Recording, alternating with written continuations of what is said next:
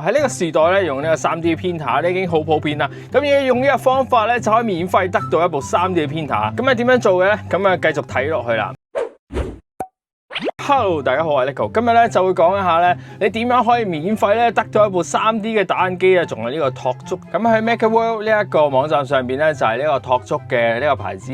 咁上面有好多唔同嘅 3D 嘅模型咧，係可以免費咧俾你打印落嚟嘅。咁我咧上邊咧上載咗咧好多唔同嘅呢一個模型嘅。咁雖然咧佢下載量咧都係唔係好多，就算你唔識整呢一個 3D 嘅模型咧，咁都可以睇翻我呢一條片咧，就可以睇到咧點樣用呢一個方法咧去整呢個 3D 模型啦。咁你整好嘅 3D 模型咧之後咧，就可以上載到呢一個嘅網站上邊啦。咁你見到我呢一度咧就有呢一個嘅下載量點幾 K 咧，咁呢個粉絲數量都唔係好多嘅啫。不過咧就唔係重點嚟嘅。嗱，呢一度咧就會有一個點數嘅。咁因為咧我咧就將啲點數咧就已經咧兌換咗呢一個現金券。呢一度咧就係我兌換咗嘅 gift card 啦。咁就去使用呢一度咧，呢一段時間咧就有一個 Black Friday 啊，咁啲價錢咧都會減價啦。標嘅兌換嘅就係呢一個啦 ，A1。咁 A1 Mini 咧個價錢更加低啦，不過咧佢嘅打印面積又比較細。咁呢一個 A1 咧就比較適合我啦，因為咧佢打印嘅面積咧大少少啊。咁呢一個龍門架嘅設計嘅打印機咧就比較呢個穩定啲嘅。咁 A1 裏邊有呢個 Combo 版啦 ，Combo 版咧就係呢個多色嘅。咁我就唔要多色啦，咁因為我有兩部多色。咁睇翻最低價呢一部229蚊，咁229蚊美金咧。咁我寄翻去香港咧就要多30蚊嘅美金嘅，6張呢個 gift card， 咁就呢一個240蚊，咁仲有19蚊剩咧，咁仲有19蚊咧就要俾嘅，咁就將啲 gift card 嘅曲咧就打入去呢一度。成功落單啦，咁我就等收貨啦。咁今次就俾咗19蚊嘅呢一個運費，之後咧就等佢送上門再開箱安裝啦。好啦，咁我部 Bambu Lab 咧終於送到啦，咁而家咧就即刻開箱。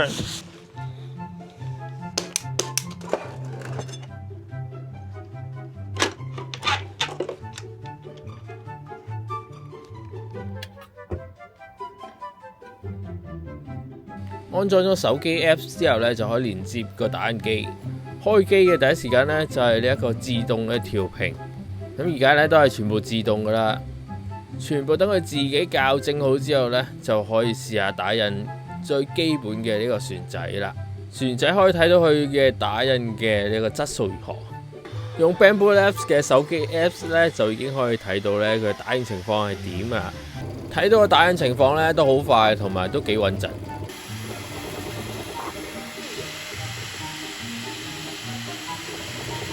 打印完成啦，咁而家呢，就睇下隻船仔。咁睇隻船仔咧打印出嚟咧都冇問題，搭橋位都冇凹啊，咁樣都完整嘅，就可以正式打印咧你想要打印嘅嘢出嚟啦。如果你想屋企種下嘢咧，呢一個咧都係用 3D 打印出嚟嘅，咁咧可以逐個拎出嚟咧，下邊咧都係裝水嘅。咁我而家呢一排咧就好中意上呢個 MakerWorld 上邊啦，因為咧 MakerWorld 上邊咧嘅模型咧全部都係免費嘅，基本上咧有好多其他嘅網站咧都會收錢嘅模型咧 ，MakerWorld 上邊咧都係免費 download 落嚟嘅。呢個時代嘅 3D 打印機咧嘅技術咧真係非常之成熟噶啦，呢啲咁嘅配件咧都係 3D 打印出嚟噶啦。咁如果你想要嘅話咧，基本上咧你上網 search 下咧，其實都有可能咧有好多唔同嘅 3D 愛好者咧就已經做咗個模型出嚟咧，你只要 download 咧同埋打印咁就完成啦。呢啲咧都非常容易打印出嚟啦。咁只要打印完之後咧，就買翻啲螺絲咧上翻去咧，咁就已經好實淨啦。基本上呢啲咧。以前咧買咧可能幾十蚊一個，但係打印出嚟咧嘅價錢咧成本咧就真係低好多。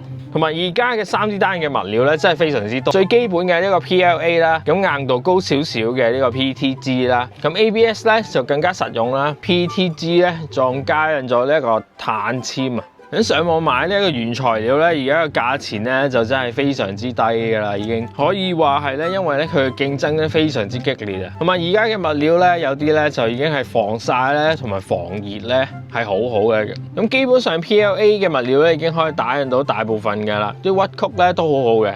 但係咧佢嘅呢一個耐熱嘅程度咧就真係欠佳啊！仲有一個物料咧，我都非常之中意嘅就係呢個 TPU。咁 TPU 呢啲物料咧就好似啲軟膠咁嘅，好多無人機嘅呢一個泵把咧或者係呢個配件咧都用呢個 TPU 咧嚟整嘅。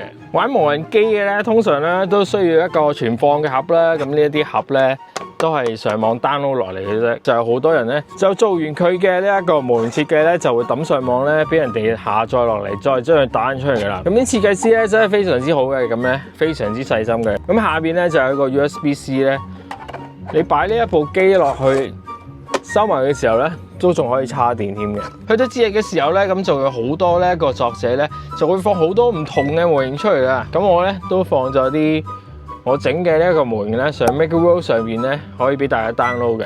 咁呢一啲模型咧可以用呢一個多色系統去打啦，咁或者係咧打單一隻顏色咧，再用呢一啲亞克力筆咧上色咧，咁其實都非常之簡單嘅啫，就咁油上去咧，基本上個效果都係唔錯嘅。咁再學習下咧呢一個 3D 建模嘅話咧，你就可以得到一個比卡超嘅呢個景品。咁呢個景品做出嚟咧，其實都唔難嘅。咁有好多嘢咧，我其實都喺呢個 YouTube 上邊學啦。佢呢一個用呢個 3D 建模啦，或者係呢個 AI 咧轉 3D 嘅咧，呢啲咧已經上呢個 YouTube 咧，好簡單咧。其實好多人咧就放啲教學影片出嚟咧，你就可以學到啦。基本上咧，我都係冇去呢一個學習課程咧去學㗎呢啲咁嘅 3D 建模咧。